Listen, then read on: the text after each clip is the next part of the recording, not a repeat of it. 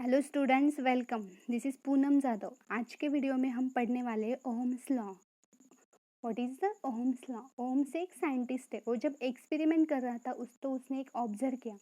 जब सर्किट में हम एक बैटरी कनेक्ट करते हैं और उससे पोटेंशियल अप्लाई करते हैं तो सर्किट में करंट फ्लो होता है। जब पोटेंशियल की वैल्यू बढ़ा दी तो करंट भी चेंज होता है। तो वही हम देखने वाले हैं। तो वही उसने ऑब्जर्व किया कि पोटेंशियल और करंट में क्या रिलेशन है। V and I. What is the relation between V and I? This is the Ohm's law हम पढ़ने वाले। तो Ohm's law स्टार्ट करने से पहले हम थोड़ा रेजिस्टेंस एंड वोल्टेज को रिवाइज करते हैं। What is the resistance? जो हमने कल के वीडियो में देखा है, resistance is oppose the electric current flow in a circuit.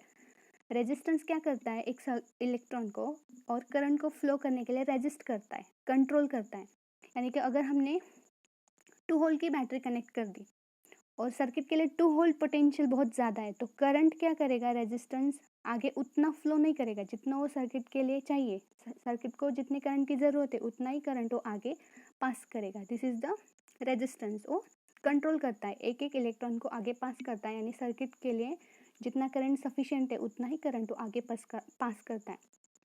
Resistance is denoted by letter R, हमने देखा था। और उसका यूनिट क्या है? Ohms, OHMS। Ohm is denoted by symbol this, like this is the resistance. What is the voltage? Voltage भी हमने पहले वाले वीडियो में पढ़ा था।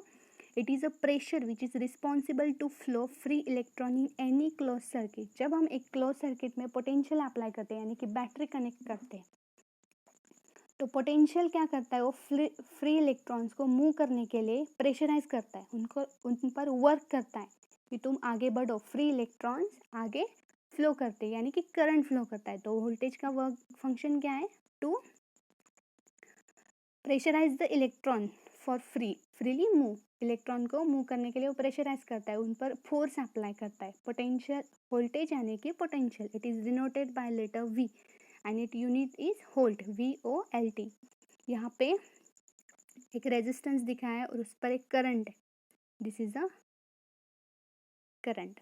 पर एक करंट जब तक आगे फ्लो नहीं करेगा तब तक हम उस पर कोई पोटेंशियल अप्लाई नहीं करते, कोई वोल्टेज अप्लाई नहीं करते। यानी कि वोल्टेज क्या करता है? वो करंट को फ्लो करने के लिए प्रेशराइज करता है तो इलेक्ट्रॉन फ्रीली मूव करते और करंट फ्लो करते। तो सर्किट में हमें करंट फ्लो करने के लिए पोटेंशियल की जरूरत होती है। This is the voltage and resistance. So let us start Ohm's law. What is the Ohm's law? यहाँ पे एक इलेक्ट्रिकल सर्किट है जिस पर बैटरी कनेक्टेड है। This is the battery. Resistance यानी करंट, वोल्टेज। बैटरी कनेक्ट की है तो वोल्टेज, तो करंट फ्लो होगा। तो ओम्स लॉ ने क्या बताया? The electric current flow in a metallic conductor is directly proportional to the potential difference across its terminal. जब हम इलेक्ट्रिक सर्किट में पोटेंशियल कनेक्ट करते हैं, पोटेंशियल अप्लाई करते हैं यानी कि बैटरी अप्लाई करते हैं तो करंट फ्लो होने लगता है। जब जब हम सर्किट में पोटेंशियल अप्लाई करते हैं तो करंट फ्लो होने लगता है। अगर हमने कुछ पोटेंशियल ज़्यादा अप्लाई किया तो ज़्यादा करंट फ्लो होने लगता है। अगर हमने पोटेंशियल कम कर दिया तो करंट कम फ्लो होने लगता है। This is the relation between voltage and current. If current is flowing in metallic conductor is directly proportional to potential difference, यानी कि I is directly proportional to V। Directly proportional means if one quantity is increased then second quantity is also increase, if one quantity is decrease then second quantity is also decrease। जब एक quantity बढ़ती है तो दूसरी quantity भी क्या होती है? बढ़ती है। तो इससे क्या होगा? अगर करंट बढ़ेगा तो वोल्टेज भी क्या होगा? बढ़ेगा, है ना। वोल्टेज की वैल्यू हमने ज़्यादा दी। अगर यहाँ पे हमने 6 वोल्ट की बैटरी कनेक्ट की तो करंट भी क्या होगा? पहले से ज़्यादा आएगा। This is the relation between voltage and current. This is the Ohm's law. Current flowing through in metallic conductor is directly proportional to the potential difference. But इसके लिए कुछ कंडीशंस है। क्या कंडीशन है? लेंथ ऑफ कंडक्टर यानी कि area of cross section, a temperature and material. जो material हम यूज़ करते हैं सर्किट में वो क्या होना चाहिए? कांस्टेंट होने चाहिए। ठीक है, इसके अलावा ओम्स लॉ अप्लाई नहीं हो सकता। जो फैक्टर पे रेजिस्टेंस डिपेंड करता है वो फैक्टर कांस्टेंट होने चाहिए। आई होप स्टूडेंट्स आप समझ गए होंगे कि what is the Ohm's law.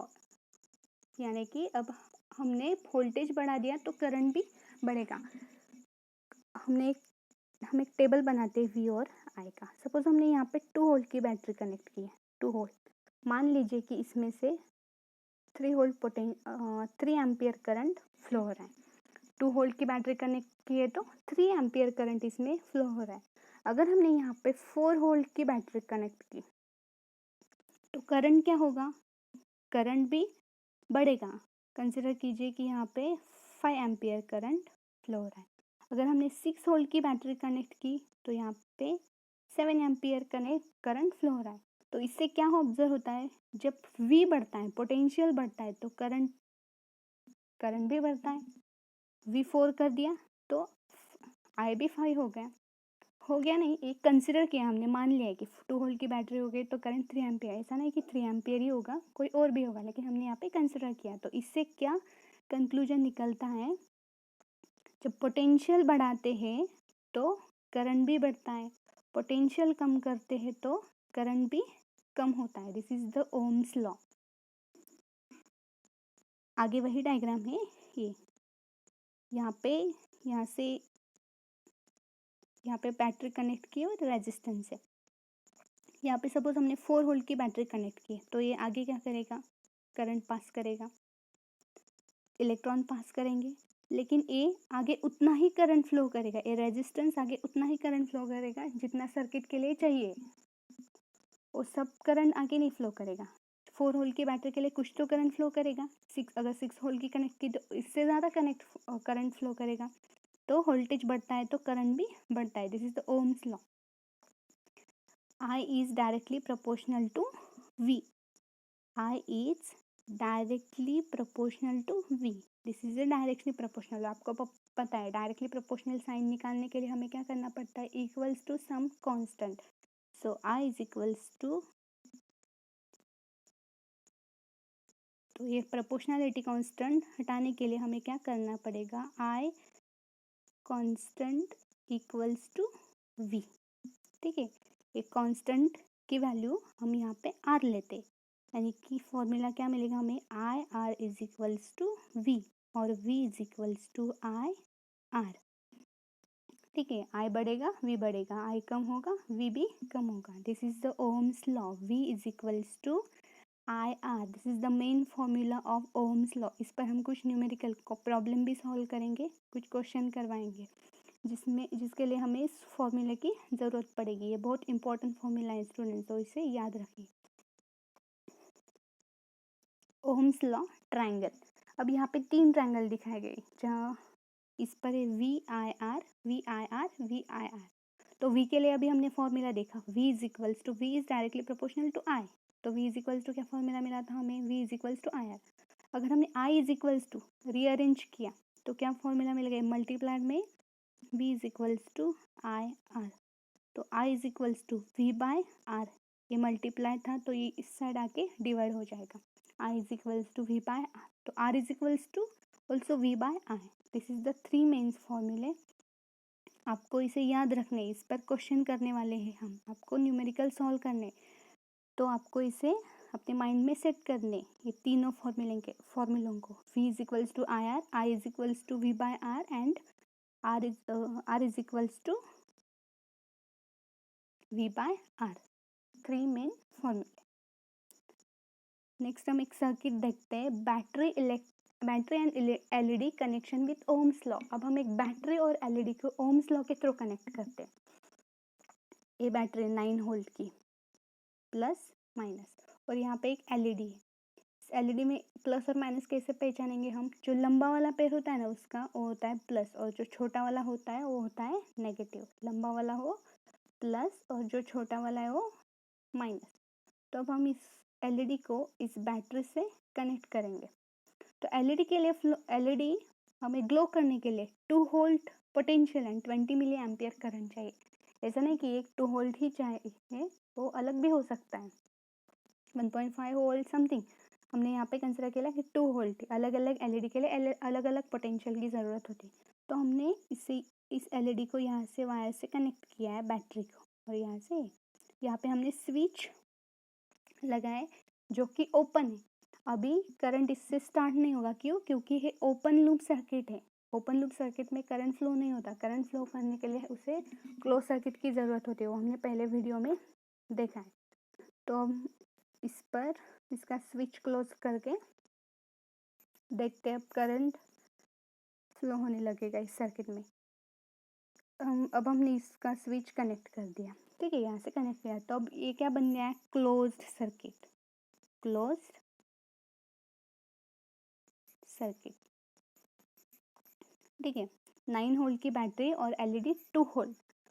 अगर एलईडी को ग्लो होने के लिए 2 होल्ट की ज़रूरत होती है और बैटरी से आ रहा है 9 होल्ट, तो ये पोटेंशियल बहुत ज़्यादा है। एलईडी ये पोटेंशियल पर वर्क नहीं करेगा। अगर हमने 9 होल्ट की बैटरी कनेक्ट की तो ये एलईडी जो है वो डैमेज हो जाएगा, वो आगे ग्लो नहीं करेगा, वो स्टॉप हो जाएगा, उसका कोई यूज़ नहीं रहेगा।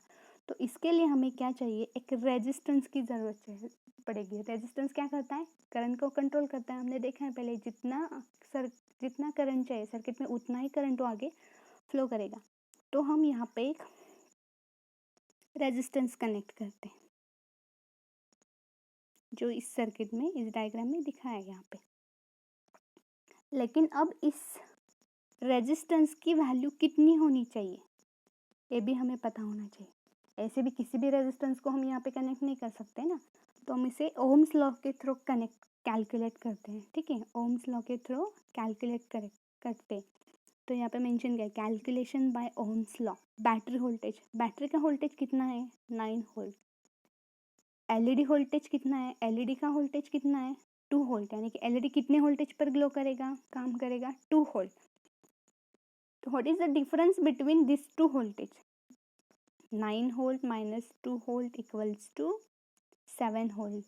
तो इन दोनों में, एलईडी और बैटरी में कितने पोटेंशियल का डिफरेंस है? 7 वोल्ट के पोटेंशियल का डिफरेंस है। और करंट कितना चाहिए? 20 मिली एम्पियर।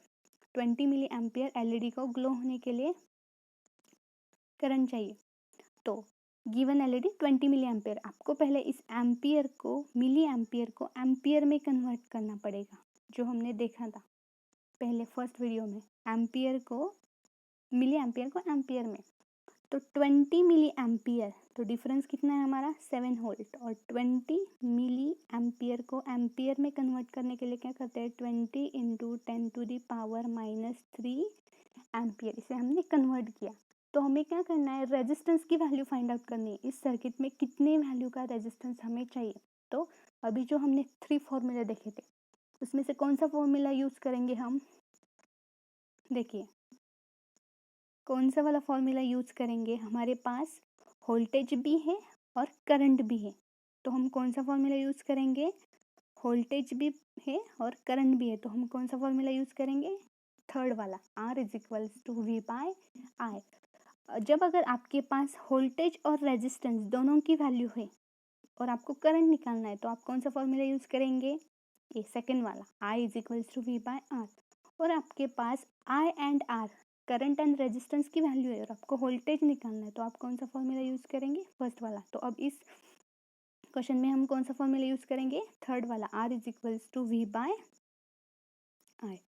तो आपके पास वोल्टेज है 7 वोल्ट और करंट है 20 मिली एम्पियर, तो R is to V by R, I, and R is 7 divided by 2 milli ampere, 20 milli ampere, 20 into 10⁻³ तो ये क्या हो जाएगा? 7 इंटू 10⁻³ है। न्यूमरेटर को आने के बाद क्या होगा इसका? +3 और डिवाइडेड बाय 20, ठीक है। तो 10⁻³ मीन्स 1000 मीन्स 7000 डिवाइडेड बाय 20, 0 से 0 कट हो जाएगा, तो 700 डिवाइडेड बाय 2 कितना मिलेगा हमें? 350। तो इस रेजिस्टेंस की वैल्यू हमें क्या मिल गई? 350 ओहम। रेजिस्टेंस की वैल्यू हमें मिली 350 ओहम। तो इस सर्किट को, इस एलईडी को ग्लो करने के लिए हमें 350 ओम की ज़रूरत है। कितने ओम की? 350 ओम की। जब हम इस सर्किट में 350 ओम करंट फ्लो करेंगे, 350 ओम का रेजिस्टेंस कनेक्ट करेंगे, तब ये एलईडी स्टार्ट होने लगेगा और वर्क करेगा। तो हमने इसलिए यहाँ पे 350 ओम का रेजिस्टेंस कनेक्ट किया और एलईडी स्टार्ट होने लगा और एलईडी ग्लो करने लगा। This is the Ohm's law. Means ऐसे हम न्यूमेरिकल्स करवाएंगे और क्वेश्चन सॉल्व करेंगे। जब बैटरी की वैल्यू दी गई होगी और पोटेंशियल की वैल्यू दी गई होगी तो हम रेजिस्टेंस की वैल्यू फाइंड करेंगे। हम एक क्वेश्चन करते हैं। A 0.6 ampere current flow through a resistor shown in figure. Voltage of point of resistor is 12 volt. What is the resistance of resistor? ये जो दिखा है सर्किट, इसमें बैटरी का वोल्टेज है 12 वोल्ट। बैटरी का वोल्टेज कितना दिया है? 12 वोल्ट। और करंट दिया है, बैटरी का वोल्टेज है 12 वोल्ट और करंट दिया है 0.6 ampere. Then what is the value of R? The given क्या आएगा? V is equals to 12 volt, I is equals to 0.6 ampere. Then what is R? Which formula we are used?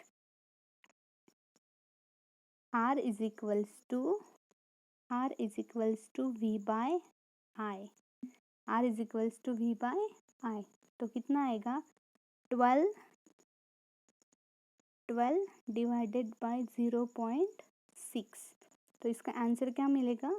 एक निश्चित करने के बाद 120 ओहम।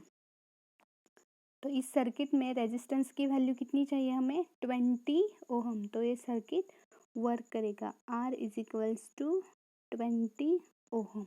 तो ये सर्किट स्टार्ट करने लगेगा और ये वर्क करेगा।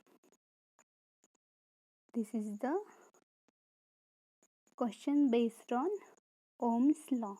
अब हम एक और क्वेश्चन करते हैं जिसमें हमें करंट दिया हुआ और वोल्टेज और पोटेंशियल कुछ एक तो निकालना पड़ेगा।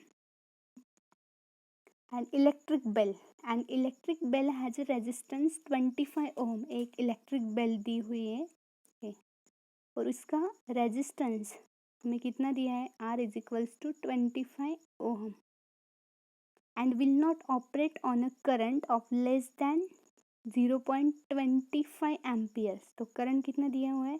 0.25 एम्पियर। What voltage need? तो ये एलईडी वर्क करने के लिए हमें कितने पोटेंशियल की ज़रूरत पड़ेगी? तो क्या कौन सा फॉर्मूला यूज़ करेंगे? पहले वाला तो ये था V is equals to I R, but यहाँ पे हमें क्या दिया गया है? R एंड I, और हमें कौन सा निकालना है? V ही निकालना है, तो हम यही फॉर्मूला यूज़ करेंगे। तो V is equals to I कितना दिया है? 0.25 एंड R कितना दिया है? 25। तो कितना आएगा? 25 625 6.25। तो कितने पोटेंशियल की ज़रूरत पड़ेगी यहाँ पे? 6.25 पोटेंशियल पर ए एलईडी बल्ब वर्क करेगा। This is the question based on Ohm's law. तो ओम्स लॉ का स्टेटमेंट क्या है students? The electric current flowing in a metallic conductor is directly proportional to the potential difference across its terminal. जो electric current हम flow करते हैं वो potential से डायरेक्टली प्रोपोर्शनल होता है, यानी कि V बढ़ेगा तो current also increases. If we increase the voltage then current is also increases. If we decrease the voltage then current is also decreases. This is the Ohm's law and some question based on Ohm's law. Okay, I hope students you are getting this point. Okay, bye. Thank you.